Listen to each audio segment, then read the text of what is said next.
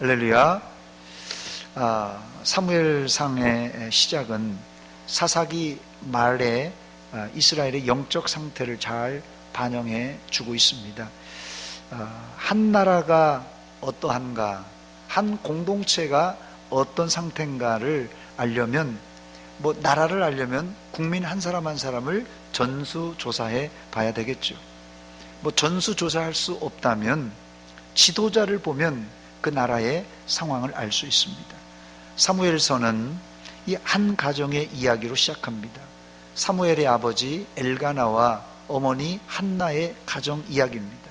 문제는 이 가정에 아이가 없었습니다. 지금이야 무자식이 상팔자라고 생각하지만 고대 사회에 자녀가 없다는 사실은 하나님의 징계 혹은 저주로 받아들일 때입니다.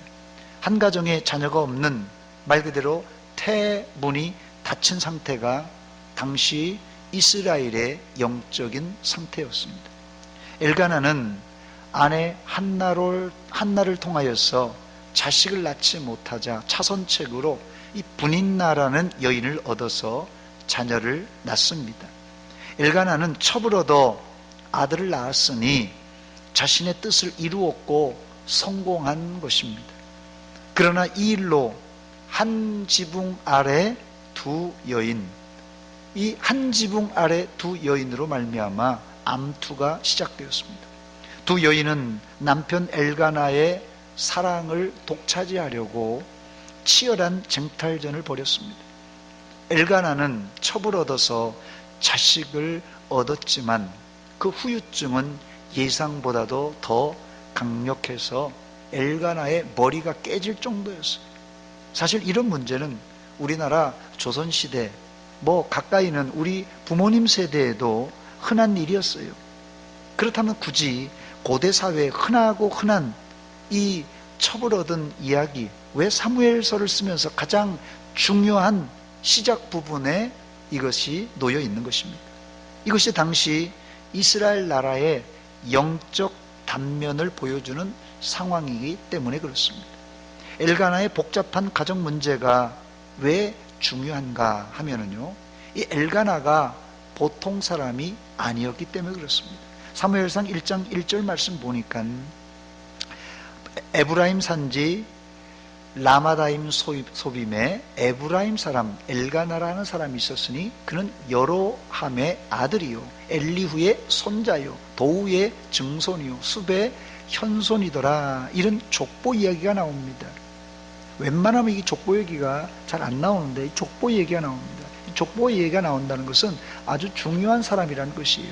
이 족보를 봐서는 이게 어디 가문인지 잘 알 수가 없는데 이거와 같이 상통되는 이 역대상 6장 34절 말씀에 보니까 사무엘은 엘가나의 아들이요. 이 엘가나의 족보가 또 새롭게 나옵니다.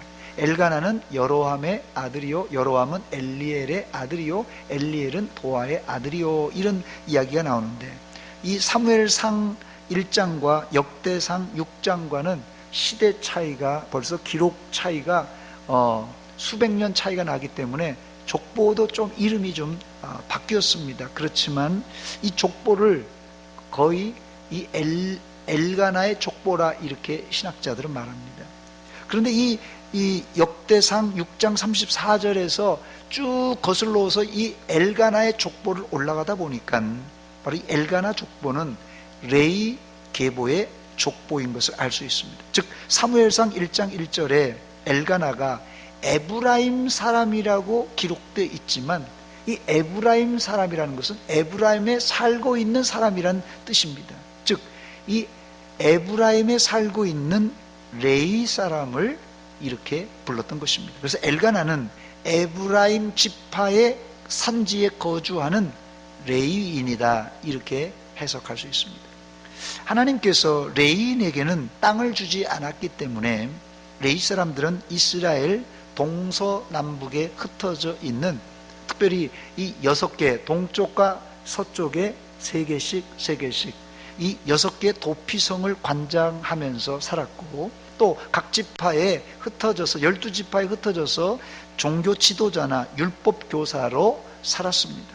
그러다가 이제 이 제사장들과 이 레위인들이 자기의 반차 순서에 따라서 예루살렘 성전에서 봉사할 시기가 되면 이제 자기 흩어진 지역에서 예루살렘에 올라가서 봉사하고 또 시간이 지나면 또 자기가 거주하는 곳에서 살게 되었습니다. 사무엘서의 이 첫 번째 장면이 제가 지금 소개한 대로 에브라임 산지에 사는 레위 사람 엘가나가 자식을 낳지 못한 상황이고, 두 번째 제가 소개하고 싶은 가정은 엘리 제사장의 가정입니다. 엘리 제사장의 가정은 우리가 잘 알듯이 그 엘리 제사장의 아들들은 제사장임에도 불구하고 속된 말로 개망난이었어요, 완전히. 또 엘리 제사장은 나이가 늙고 비대하였고 영안이 흐려져서 하나님의 말씀이 그때는 희귀했다, 이렇게 말합니다.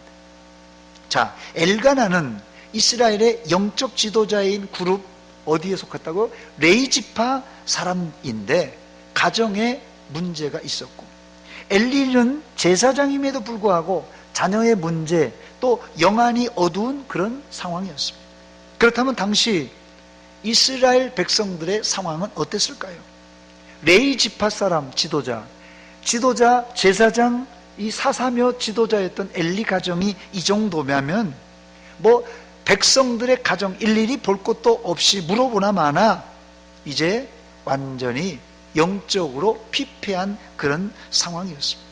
결국 엘리 제사장 때 이스라엘은 블레셋과 전투 가운데 법궤를 빼앗기고 맙니다.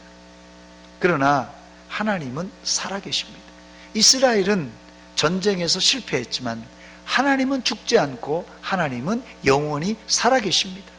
하나님은 블레셋을 친히 공격하심으로 이스라엘에 아무 도움도 없이 전나는 두 암소를 통하여서 법궤를 안전하게 벳세메스로 되돌리십니다. 문제는 이 벳세메스에 온 법궤를 벳세메스 사람들이 들여다보다가 70명이 죽임을 당합니다. 그렇게 되자 이 벳세메스 사람들이 법궤가 옆에 있다는 자체가 너무 두려운 것이에요. 그래서 법궤를 옮겨달라고 요청합니다.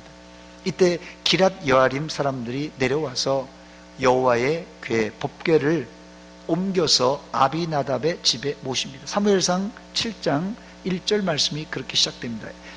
기랏 여아림 사람들이 와서 여호와의 궤를 옮겨 산에 사는 아비나답의 집에 들여놓고 그의 아들 엘리아사를 거룩하게 구별하여 여호와의 궤를 지키게 하였다 말합니다.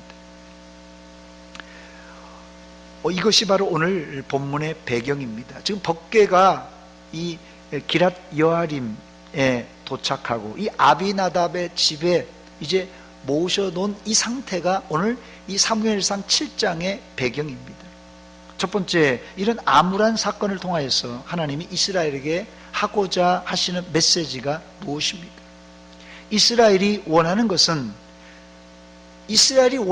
뭐겠습니까, 여러분? 지금 당장 블레셋이 계속해서 쳐들어오고 괴롭히고 추수를 다 해놓으면 다 빼앗아 가버리고 재산 좋은 곳은 다 빼앗아 가버리고 계속해서 블레셋이 쳐들어와서 괴롭히니까 이스라엘이 원하는 것은 우리를 괴롭히는 블레셋을 하나님이 좀 홍군형을 내시고 또 우리가 블레셋에게 빼앗겼던 영토를 되찾는 게 한 맺힌 거예요. 그렇게 좀 해달라는 것이 이 이스라엘이 원하는 것입니다.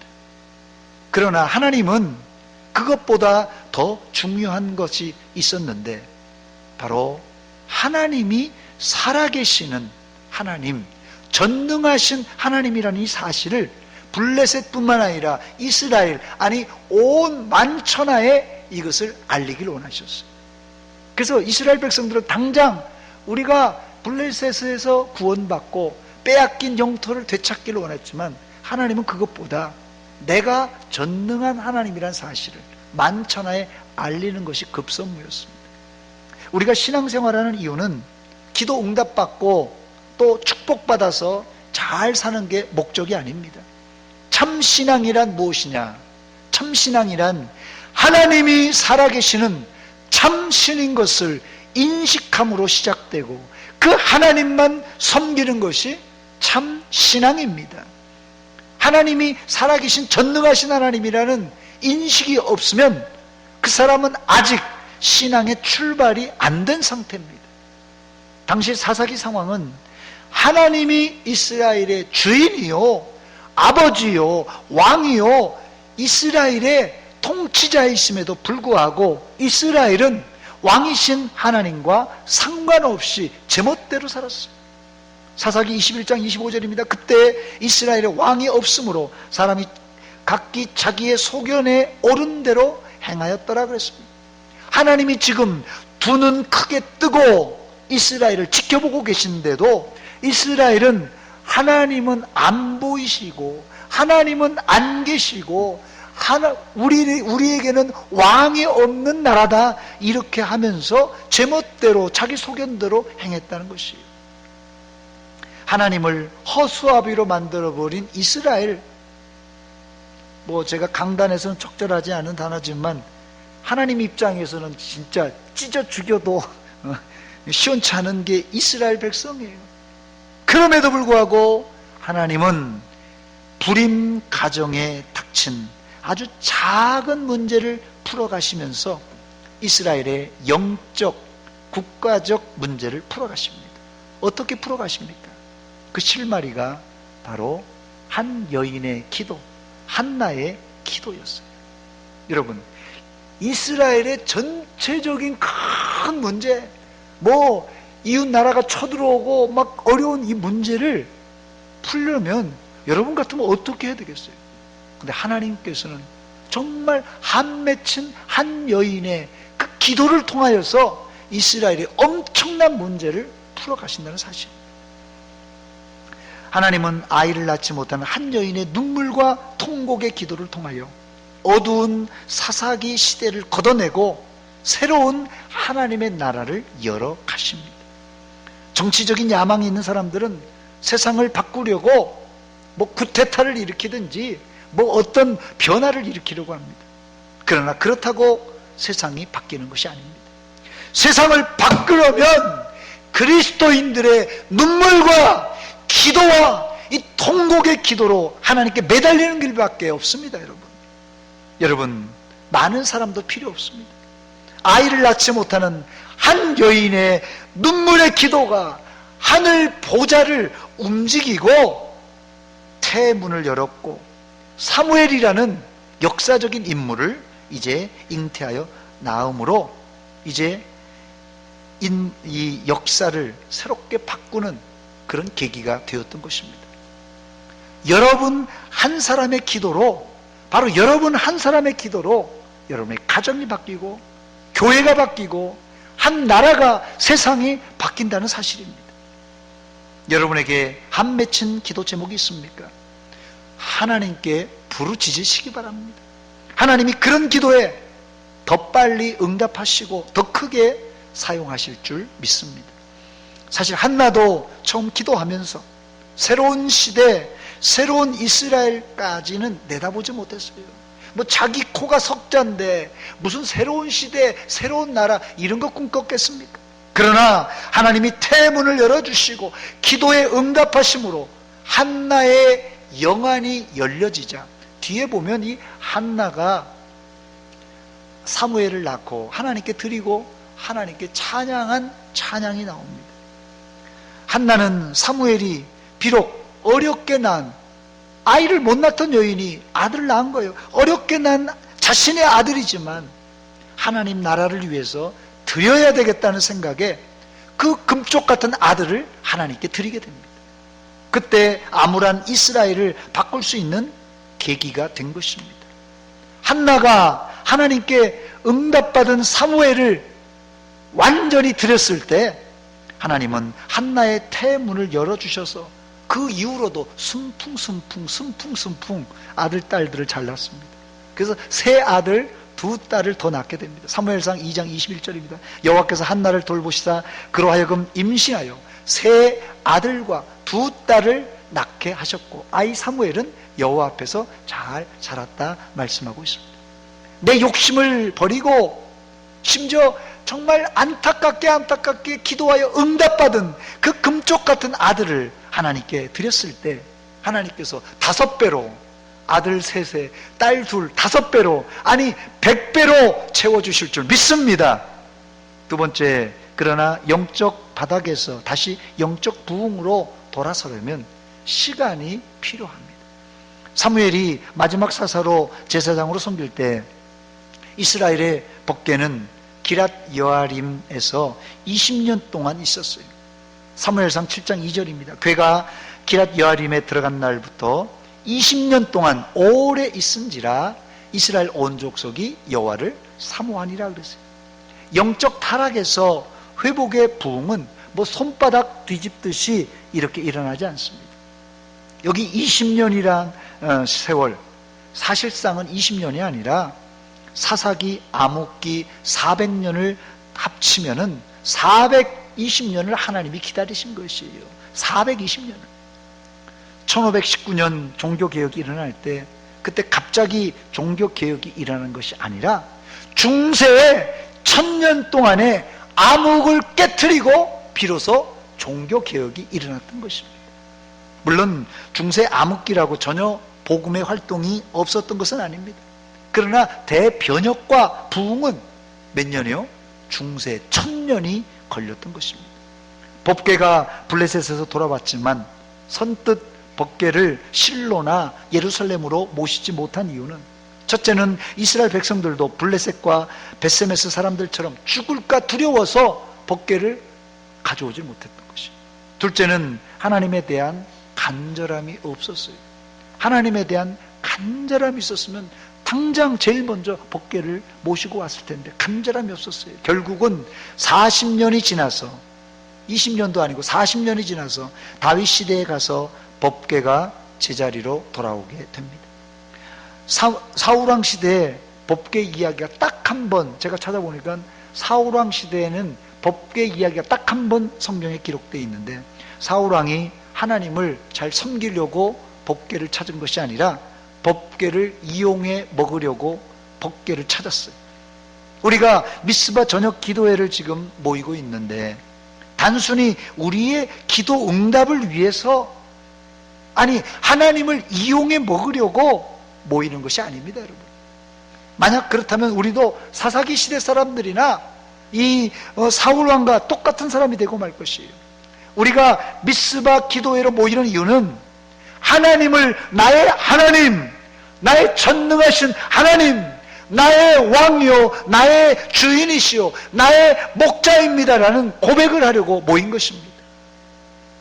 더 나아가 미스바 저녁 기도회는 하나님께 대한 사랑, 처음 사랑을 회복하기 위해서 우리가 모이는 것입니다.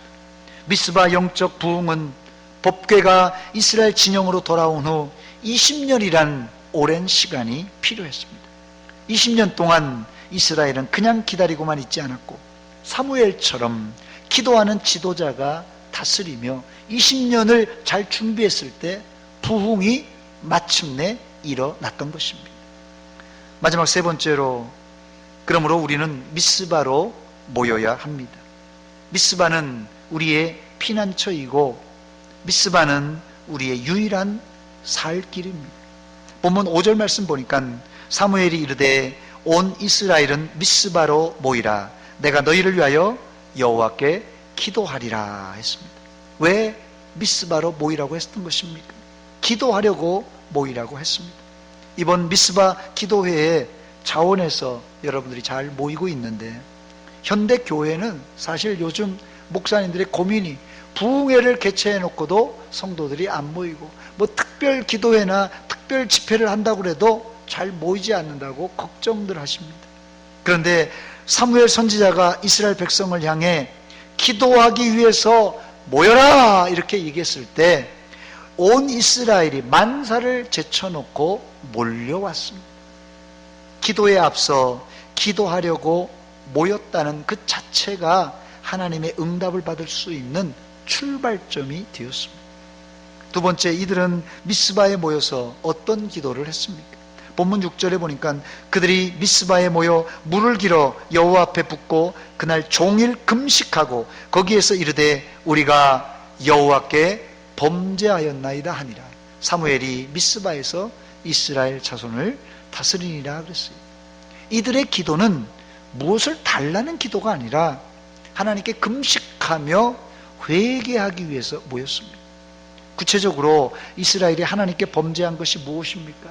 이들이 한 회개는 사사기 시대의 모든 죄악의 고리를 끊고 새로운 시대, 새로운 피조물이 되겠다는 다짐이었어요. 본문 3절과 4절에 보니까 이들은 이방 우상을 다 제거합니다. 사무엘이 이스라엘 온 족속에게 말하여 이르되 만일 너희가 전심으로 여호와께 돌아오려거든 이방 신들과 아스타롯을 너희 중에서 제거하고 너희 마음을 여호와께 향하여 그만 섬기라. 그리하면 너희를 블레셋 사람의 손에서 건져내시리라. 이에 이스라엘 자손이 바알들과 아스타롯을 제거하고 여호와만 섬기니라 했습니다. 금식하며 우상을 제거하며 회개하는 이스라엘에게 이제 뭐만 남았어요? 응답만 남았어요. 하나님께 회개하면서 금식하면서 간절히 매달려 기도하는 이스라엘에게 뭐만 남았겠어요? 응답만 남은 것이에요. 그런데 이게 웬일입니까? 호사다말하고 미스바에 응답이 온 것이 아니라 이스라엘이 모였다는 소식을 듣고 블레셋이 군대를 이끌고 쳐들어왔던 것입니다. 본문 7절입니다. 이스라엘 자손이 미스바에 모였담을 블레셋 사람들이 듣고 그들의 방백들이 이스라엘을 치러 올라온지라. 이스라엘 자손들이 듣고 블레셋 사람들을 두려워하여 했습니다. 모여서 이제 금식하고 매달려 부르짖어 기도했으니 응답이 올 차례인데 응답은커녕 이게 더 큰 어려움이 찾아온 것이에요. 세상에 기도하는데 어떻게 이런 일이 벌어질 수 있겠습니까?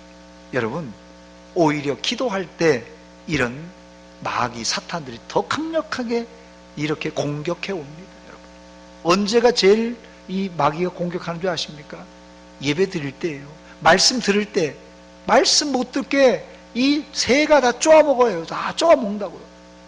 마귀들이요 예배 시간에 역사합니다. 여러분, 성령님께서 예배 시간에 성령님만 역사하는 게 아니라 이 마귀가 역사해요. 마귀가 역사하면 예배 드리면서도 그거는 완전히 마귀에게 사로잡힌 사람이 되고 말씀도 다 빼앗겨 버리는 것이에요.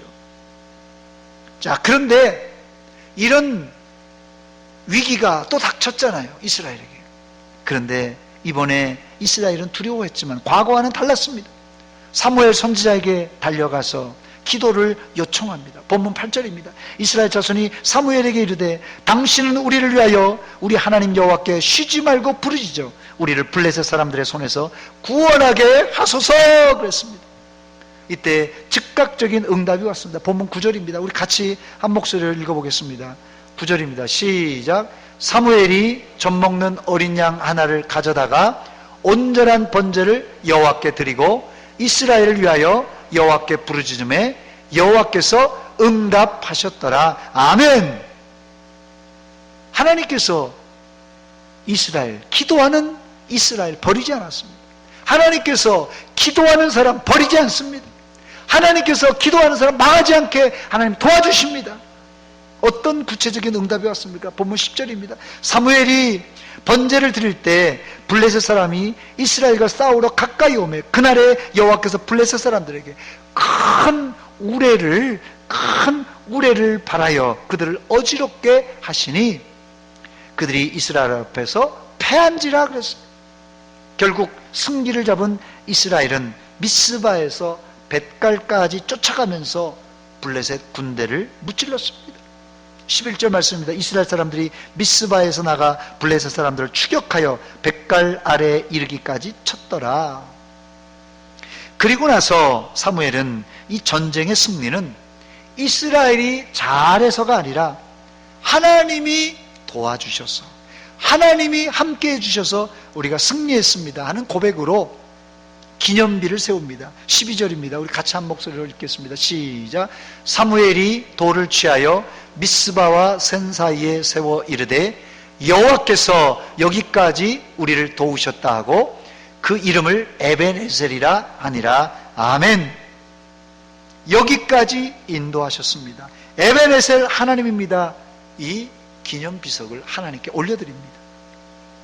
그리고 이스라엘은 전쟁의 승리로 말미암아 빼앗겼던 영토도 되찾게 됩니다. 14절입니다. 블레셋 사람들이 이스라엘에게서 빼앗았던 성읍이 에글론으로부터 가드까지 이스라엘에게 회복되니 이스라엘이 그 사방 지역을 블레셋 사람들의 손에서 도로 찾았고 또 이스라엘과 아모리 사람 사이에 평화가 있었더라 그랬습니다. 미스바 기도회와 전쟁을 통하여 이스라엘이 깨달은 것은 에베네셀 하나님이 여기까지 도와주셨다는 신앙의 회복이 일어났습니다. 이 미스바 기도를 통해서 깨달음이 많았어요. 미스바와 이 전쟁을 통하여서 하나님이 우리와 함께 한다는 사실, 하나님이 우리를 도와주고 있다는 사실을 깨닫게 되었습니다. 이게 굉장히 중요한 사실인데요. 사사기 400년 동안 이스라엘은 하나님이 우리를 떠났다. 이 사실 엘리 제사장 손주가 태어날 때 이 며느리가 죽으면서 이가봇한 거 아니겠어요? 하나님의 영광이 떠났다. 이거 하나님이 떠났다는 거예요. 이스라엘 니네도 끝장이다. 하나님 떠났다는 거예요. 이게 사사기 400년 동안 이게 계속해서 있었던 이스라엘 백성들 가운데 패배주의 생각이에요. 하나님이 떠났다. 우리는 끝장났다. 하나님의 영광이 끝났다. 우리 이가봇 상태다. 이런 패배주의적인 상태에 있었습니다. 이스라엘은 400년 동안 그래서 영적으로 뿐만 아니라 육적으로도 굉장히 피폐한 상황이었습니다. 그러나 미스바 기도의 이후에 이들에게는 하나님이 살아계실 뿐 아니라 그 하나님이 우리가 함께 하시고 그 하나님이 우리를 도와주신다 하는 것을 깨닫게 되었던 것입니다. 즉 살아계신 하나님에 대한 생생한 믿음이 회복된 것입니다. 이것이 이번 미스바 저녁 기도회의 목적입니다. 여러분.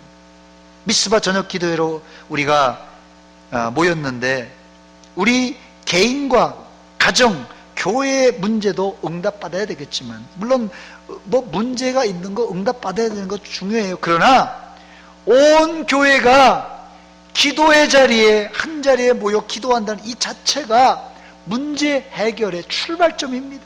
부흥의 출발점입니다. 그리고 하나님께 기도할 때 여러분 응답만 있는 것이 아니라 뭐도 있다고요? 블레셋이 쳐들어오는 이런 악령의 역사, 사탄의 역사도 있다는 것이에요. 그러나 끝까지 하나님을 신뢰하고 하나님께서 우리와 함께 하심을, 하나님께서 도와주시는 에베네셀 하나님을 붙들고 기도할 때 하나님께서 생각하지도 못했던 큰 우레를 발해서 원수들을 다 쫓아버리고 이스라엘에게 승리를 주셨던 것입니다. 오늘 이 에베네셀의 하나님이 여러분의 하나님이 되시길 주의 이름으로 축원합니다. 이번 미스바 저녁 기도회를 통하여서 이 하나님이 우리와 함께 하시고 하나님이 우리를 도와주신다는 사실을 똑똑하게 목도하는 여러분이 되시길 주의 이름으로 축원합니다. 같이 기도하겠습니다. 하나님 우리 아버지 은혜와 사랑 감사드립니다. 사무엘 선지자의 미스바로 모이라는 이 명령에 온 이스라엘이 한자리에 모여서 하나님께 금식하며 기도했을 때 하나님의 놀라운 역사를 체험하였습니다. 하나님 우리에게 무엇보다도 문제 해결보다도 하나님이 살아계시고 역사하시고 우리를 도우시는 하나님이라는 생생한 신앙이 회복되게 하여 주시옵소서.